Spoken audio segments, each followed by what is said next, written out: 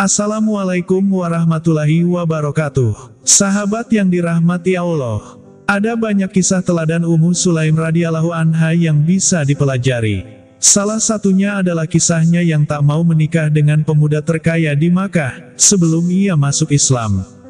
Ummu Sulaim adalah seorang sahabat wanita yang memiliki kepribadian yang agung, seorang istri yang salihah, juru dakwah yang pandai, dan berakhlak mulia. Wajahnya sangat cantik dan memiliki kecerdasan yang tinggi. Dikutip dari buku biografi 39 tokoh wanita pengukir sejarah Islam karya Bassam Muhammad Hamami. Ia merupakan Ar-Rumaisa yang nama lengkapnya adalah Ummu Sulaim binti Malhan bin Khalid bin Zaid bin Haram bin Najjar al-Ansyariyah al-Khazrajiyah. Sebelum menjadi seorang muslimah yang salihah, Ummu Sulaim sudah lebih dahulu menikah dengan sepupunya yang bernama Malik bin Nadar. Dari pernikahan ini mereka dikaruniai anak bernama Anas bin Malik. Setelah Islam muncul, dan hidayah sampai pada hati Ummu Sulaim, ia pun bergegas untuk dibayat di hadapan Rasulullah Shallallahu Alaihi Wasallam agar masuk Islam. Hal ini pun membuat suaminya marah. Malik tambah marah ketika anaknya juga diajari agama Muhammad yang dibencinya. Akhirnya ia pun pergi meninggalkan istri dan anaknya menuju negeri Syam dan tidak pernah pulang lagi. Malik yang sudah tidak lagi peduli dengan keluarganya terbunuh di perjalanan. Kabar ini akhirnya sampai pada telinga Ummu Sulaim, sehingga membuatnya sedih.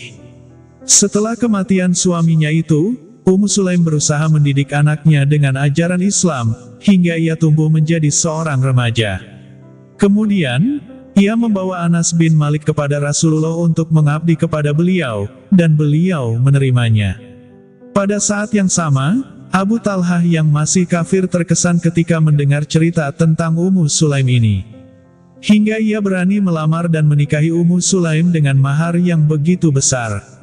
Namun jawaban Ummu Sulaim membuat Abu Talhah tertegun. Ummu Sulaim berkata, "Aku tidak mungkin menikah dengan seorang lelaki musyrik." Wahai Abu Talhah, tidakkah engkau tahu bahwa Tuhanmu adalah Tuhan yang diukir oleh budak keluarga si Fulan, dan andai pun kalian nyalakan api di dalamnya, pastilah mereka terbakar. Abu Talhah tidak bisa berkelit untuk memberikan jawaban kepada Ummu Sulaim kecuali persetujuan.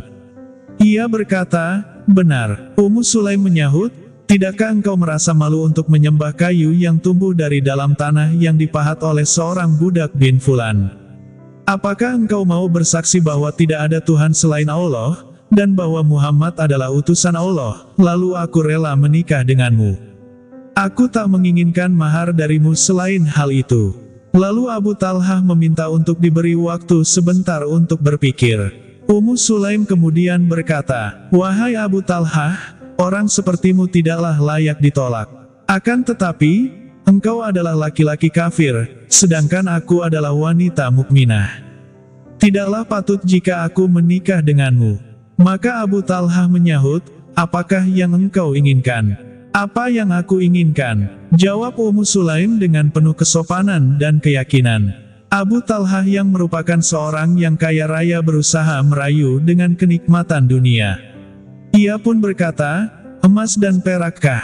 Ummu Sulaim menjawab, "Sungguh aku tidak menginginkan emas maupun perak.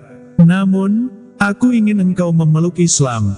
Abu Talhah menyahut, "Siapakah yang bisa membawaku untuk itu?" Dengan gembira dan senang, Ummu Sulaim menjawab, "Muhammad Rasulullah." Abu Talhah bergegas menemui Rasulullah Shallallahu Alaihi Wasallam yang saat itu sedang duduk di antara para sahabat. Begitu melihat Abu Talhah, beliau memberitahu para sahabat, "Abu Talhah mendatangi kalian dengan cahaya Islam di kedua matanya."